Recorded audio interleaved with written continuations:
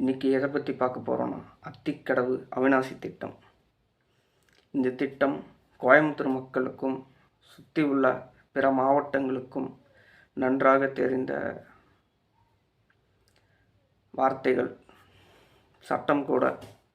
ஏன்னா திருப்பூர், ஈரோடு, கோயம்புத்தூர் நிலத்தடி நீர் இல்லாமல் ரொம்ப கஷ்டப்பட்டுருந்தாங்க. அதனால் இந்த திட்டம் கொண்டு வந்ததுனால ஓரளவுக்கு நீர் மட்டம் மேலே சென்றிருக்கு. ஏன்னா அதனால தான் இந்த சட்டத்தை கொண்டு வந்து அமல்படுத்தியிருக்காங்க. இது எடப்பாடி ஐயா தான் கொண்டு வந்தது. ரொம்ப நன்றி. ஏன்னா இந்த மாதிரி நல்ல திட்டங்கள் கொண்டு வந்தாகணும். ஏன்னா டிவிகே அரசாங்கம் இது மாதிரி பல்வேறு திட்டங்கள் கொண்டு வரணும். அதுதான் என்னோடய ஆசையும் கூட. பேச்சுக்கு வார்த்தை இல்லாமல், பேப்பரில் மட்டும் இருக்கிற மாதிரி திட்டம் கொண்டு வராமல், மக்களுக்கு என்ன பயனோ அந்த திட்டத்தை மக்கள்கிட்டயே கேளுங்க. அதுதான் சரியாக இருக்கும். ஏன்னா நீங்களே முடிவு பண்ணிவிட்டு மக்களுக்கு பயன் இல்லாமல் என்ன ஒரு சட்டம் சொல்லுங்கள். முடிஞ்ச வரைக்கும் மக்களுக்கு என்ன பயனோ அந்த திட்டத்தை ஃபோக்கஸ் பண்ணுங்கள் சார். அதுதான் மக்களோட கோரிக்கையும் கூட. சரிங்களா? இந்த திட்டமும் எனக்கு ரொம்ப பிடிக்கும். தஞ்சாவூர் பாதுகாப்பு மண்டலமாக அறிவித்தது. ஏன்னா இந்த 2 திட்டமுமே எனக்கு ரொம்ப பிடிச்ச திட்டம் தான் எடப்பாடி ஆட்சியில். ஏன்னா அவரும் ஒரு விவசாயி தான். நம்ம சேலம் மாவட்டத்தில், எடப்பாடி மாவட்டத்தில் தான் இருந்தார். எல்லாருக்குமே தெரிந்தது தான். அங்கேயும் அவர் விவசாயம் இன்னுமே பார்த்துட்டு தான் இருக்கார். அவங்க தோட்டத்தில் கரும்பு இதெல்லாம் நானே பார்த்துருக்கேன், விளைவிச்சிட்ருக்காங்க.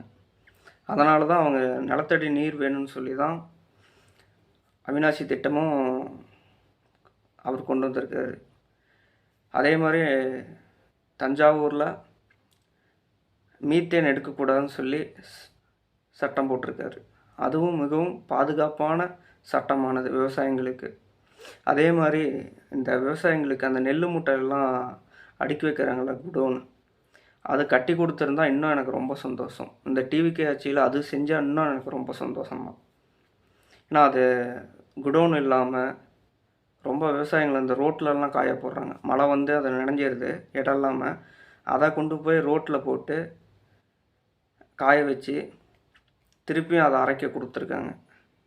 அந்த நியூஸ் சேனல்லாம் வந்துருந்துச்சு, நான் பார்த்தேன். எனக்கு அந்த பார்த்தோன்னே ரொம்ப கஷ்டப்பட்டேன். டிஎம்கே ஆட்சியில் 1000 ரூபா மகளிருக்கு ஊக்கத்தொகையாக தந்தாங்க. அந்த திட்டம் நல்ல திட்டம்தான். ஆனால் அது ஒரு குறை இருக்குது. என்ன குறைன்னா, 50 வயசு கீழே இருக்கிற பெண்களுக்கு கொடுக்கக்கூடாது. அதுதான் என்னோடய கோரிக்கை. இப்போ இருக்கிற டிவிகே ஆட்சியும் அதுதான் நான் சொல்கிறேன். ஏன்னா அந்த 1000 ரூபா பணம் அவங்களுக்கு தேவைப்படாது. அது கவர்மெண்ட்டுக்கு தான் சுமை. அதுதான் ஸ்டாலின் அவர் தவறு செய்து விட்டார். இப்போ இருக்கிற கவர்மெண்ட்டு 50 வயசு மேலே இருக்கிற பெண்களுக்கு தாராளமாக தரலாம். 50 வயசு பெண்களுக்கு கீழே இருக்கிறவங்க எப்படி தரலான்னா, கணவர் இறந்து விட்டால் அவங்களுக்கு தரலாம். ஏன்னா அவங்களுக்கு அந்த காசு உண்மையாகவே தேவைப்படும். நன்றி, வணக்கம்.